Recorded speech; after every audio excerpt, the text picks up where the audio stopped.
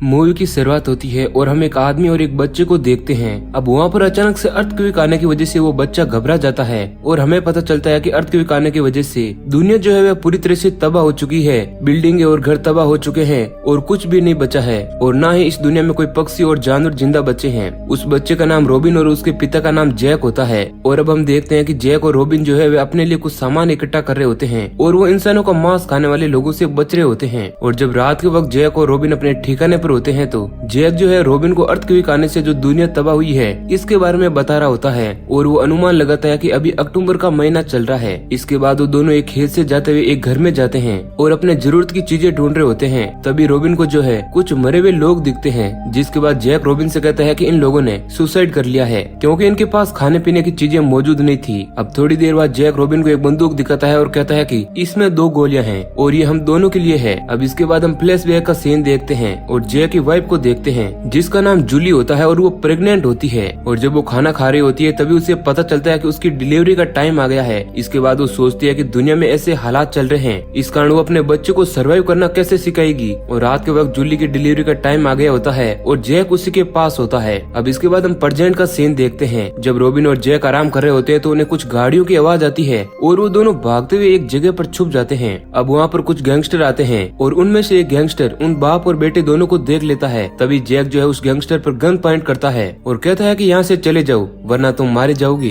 तभी गाड़ियों की आवाज से जैक का ध्यान भटक जाता है और वो गैंगस्टर रॉबिन को पकड़ लेता है, जिसके बाद जैक अपने बेटे को बचाने के लिए गैंगस्टर के सिर में गोली मार देता है और इस कारण रॉबिन जो है वह बेहोश हो जाता है। और फिर जैक अपने बेटे को उठाकर वहाँ से भागने लगता है। अब बाकी सभी गैंगस्टर उसके पीछे पड़ जाते हैं और जैक अपने बेटे को लेकर जंगल में छुप जाता है। और जब वो गैंगस्टर जैक और रॉबिन का पीछा करना छोड़ देते हैं तो जैक रॉबिन को लेकर वापस उसी जगह पर आता है और वो देखता है कि वो गैंगस्टर जिसे उसने गोली मारी थी उसकी बॉडी के पार्ट्स रखे हुए हैं। अब इसके बाद हम फिर से फ्लैशबैक का सीन देखते हैं जहाँ पर जैक की पत्नी के पास 2 गोलियां होती है और वो चाहती है कि उसके पास और ज्यादा गोली हो क्योंकि वो इस दुनिया में जीना नहीं चाहती है और वो अपने बेटे को भी जिंदा नहीं रखना चाहती है। मगर जैक उसे समझाता है और कहता है कि हमें अपने बेटे की खातिर इस दुनिया में जीना होगा। जिसके बाद उसकी पत्नी कहती है कि क्या होगा अगर हम बाहर घूम रहे वैसे ने उनके बेटे को खा लिया तो। तब जैक कहता है कि ऐसा कुछ भी नहीं होगा। और फिर हम प्रेजेंट का सीन देखते हैं जहाँ पर जैक जो है अपने बेटे को एक बहुत ही पुरानी कोल्ड ड्रिंक पिलाता है और रात के समय उससे कहता है कि क्या तुम भी अपनी माँ की तरह मरना चाहते हो। तो उसका बेटा हाँ कहता है।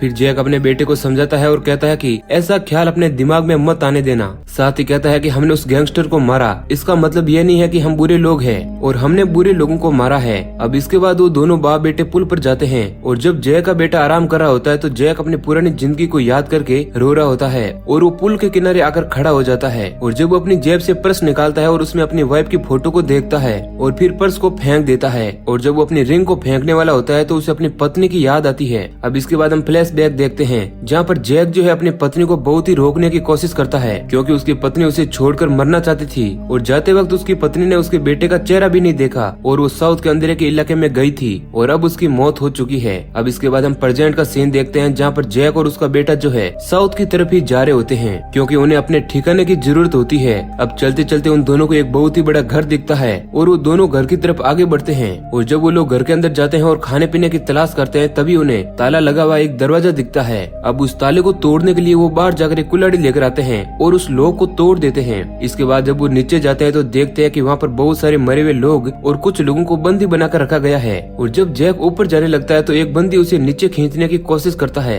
मगर जैक और रॉबिन सही सलामत ऊपर आ जाते हैं। और जब वो लोग घर से बाहर निकलने ही वाले होते हैं तो उस घर के लोग बाहर से घर के अंदर आ रहे होते हैं, जिसके बाद वो दोनों बाथरूम के अंदर छुप जाते हैं और अब उनके पास बाहर निकलने का कोई भी रास्ता नहीं होता है। और अब जैक अपने बेटे को मारने ही वाला होता है लेकिन तभी जमीन के नीचे बंधे हुए लोगों की आवाज आती है, जिसके बाद घर के सभी लोग जो है उन लोगों की तरफ चले जाते हैं। अब ये मौका पाकर जैक और रॉबिन खिड़की से बाहर भाग जाते हैं और जंगल में एक जगह पर छुप जाते हैं। और अब इसके बाद जब वो रात के समय सो रहे होते हैं तो जैक को जो है रोने की आवाज आती है और वो आदमी अपने बेटे के कान को बंद कर देता है ताकि उसके बेटे को कोई भी भयानक आवाज न आए। और फिर जब वो खाने का आखिरी दाना खा रहे होते तो जैक का बेटा अपने पिता से एक प्रॉमिस करने को कहता है कि वो लोग चाहे कितने भी भूखे हो जाए वो किसी भी इंसान का मांस नहीं खाएंगे। और फिर जैक अपने बेटे के प्रॉमिस को मान जाता है। और फिर अगले दिन वो एक घर के अंदर जाते हैं और वो घर जैक का होता है। जैक बचपन में उस जगह पर क्रिसमस की छुट्टियां मनाया करता था। अब इसके बाद रॉबिन को एक जगह पर घर के अंदर एक बच्चा दिखता है और वो बच्चा रॉबिन से बिना कुछ कहे वहाँ से चला जाता है।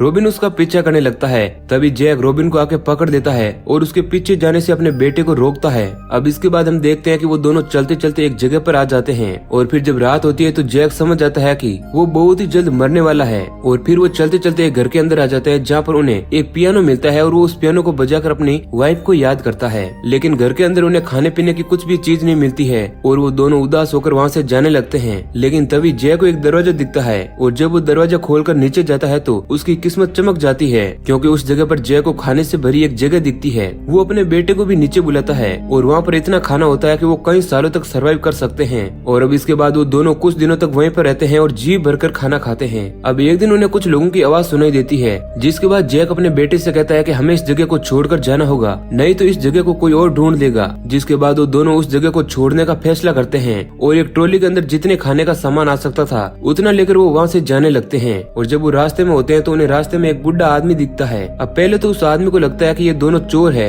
मगर रॉबिन उस बुढ़े आदमी को खाना देता है और फिर रात के समय का खाना रॉबिन उस बुढ़े आदमी को अपने साथ खाने के लिए कहता है। जिसके बाद रास्ते में वो बुढ़ा आदमी उस छोटे बच्चे को अपना नाम इले बताता है और इसके बाद जब वो रात में खाना खा रहे होते तो इले जो है जैक के बेटे के बारे में बात करता है। इले और जैक अपनी जिंदगी के बहुत सारे किस्से एक दूसरे को सुनाते हैं। इले कहता है कि अर्थक्वेक आने का अंदाजा उसे पहले से ही था और फिर जब अगली सुबह होती है तो इले अपने आगे के सफर पर निकल जाता है और रॉबिन इले के जाने से बहुत ही दुखी होता है और वो अपने पिता से इले को रोकने के लिए कहता है, लेकिन इले नहीं रुकता है। इसके बाद वो दोनों फिर से एक घर की तलाश कर रहे होते हैं और वो अपने खाने के सामान को लकड़ियों की टहनियों से छुपा देते हैं। इसके बाद उन्हें एक औरत और एक बच्चे के चिल्लाने की आवाज आती है, क्योंकि उनके पीछे इंसानों का मांस खाने वाले लोग होते हैं। और फिर वे उस औरत और बच्चे को पकड़ लेते हैं और उनकी चीख जो है उन बाप बेटे दोनों को सुनाई देती है। अब इसके बाद वहाँ पर एक भूकंप आ जाता है और सभी पेड़ जो है वे गिरने लगते हैं। जिसके बाद वो गिरने वाले पेड़ों से बचने के लिए एक टूटे हुए पेड़ के नीचे छुप जाते हैं, जहाँ पर हम जय को देखते हैं जो बहुत ही ज्यादा तकलीफ में होता है और फिर वह ठीक हो जाता है। अब अर्थक्वेक जाने के बाद वो दोनों साउथ की तरफ जाते हैं और उन्हें समुद्र दिखाई देता है। पानी के अंदर एक जहाज होता है। जिसके बाद जैक जहाज में जाने की कोशिश करता है और जब रॉबिन सो रहा होता है तो एक आदमी चाकू लेकर वहाँ पर आता है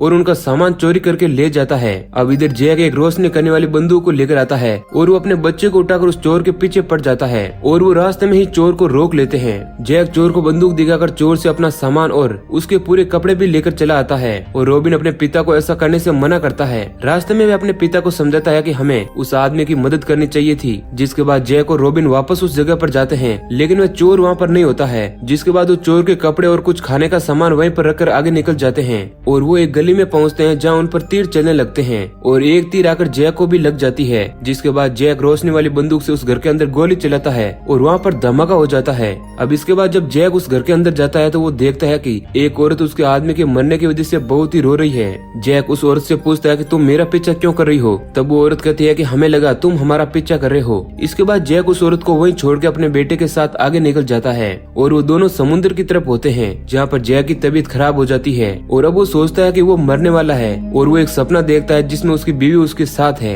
जैक अपने बेटे को समझाता है कि तुम्हें साउथ की तरफ जाना होगा और वहाँ पर तुम्हें अच्छे लोगों की तलाश करनी होगी और उसे अपने साथ उस गन को भी रखने के लिए कहता है। और अब रात हो जाती है और जब रॉबिन सोकर उठता है तो वह देखता है कि उसके पिता जो है अब मर चुके हैं। रॉबिन बहुत ही अफसोस करता है और फिर वो अपने पिता के कहे अनुसार साउथ की ओर आगे बढ़ता है, जहाँ पर उसे एक अजनबी दिखता है। रॉबिन उस आदमी पर गन पॉइंट कर देता है और कहता है कि तुम मेरा पीछा क्यों कर रहे हो? जिसके बाद वो अजनबी कहता है कि तुम्हारे पिता किधर है? तब रॉबिन कहता है कि उसके पिता जो है अब मर चुके हैं और फिर वो अजनबी उस बच्चे को अपने साथ चलने के लिए कहता है, लेकिन रॉबिन इसके लिए तैयार नहीं होता है। जिसके बाद वो आदमी कहता है कि जैसी तुम्हारी मर्जी, अगर तुम्हें जिंदा रहना है तो यहीं पर रहना और रोड पर मत जाना, क्योंकि वहाँ पर बहुत ही खतरा है। तब रॉबिन उस आदमी से कहता है कि मैं तुम्हारी बात को कैसे मान लूं कि तुम एक अच्छे इंसान हो? तब वो आदमी कहता है कि उसके 2 बच्चे और वाइफ है। जिसके बाद रॉबिन उन लोगों से मिलने जाता है और उस अजनबी की वाइफ रॉबिन को देखकर बहुत ही खुश होती है और वो कहते हैं कि हम तुम्हारा और तुम्हारे पिता का पीछा बहुत दिनों से कर रहे थे। साथ ही वो कहती है कि तुम लोग बहुत ही अच्छे हो और फिर रॉबिन को भी यकीन हो जाता है कि ये अच्छे लोग हैं। अब वो लेडी कहती है कि हम इंसानों का मांस नहीं खाते हैं। जिसके बाद रॉबिन उन सभी के साथ रहने के लिए तैयार हो जाता है और इसी सीन के साथ ये सर्वाइवल मूवी एंड हो जाती है। तो दोस्तों ये वीडियो अच्छा लगा है तो लाइक जरूर करना। ऐसे ही और इंटरेस्टिंग वीडियो पाने के लिए हमारे चैनल को सब्सक्राइब करें। धन्यवाद।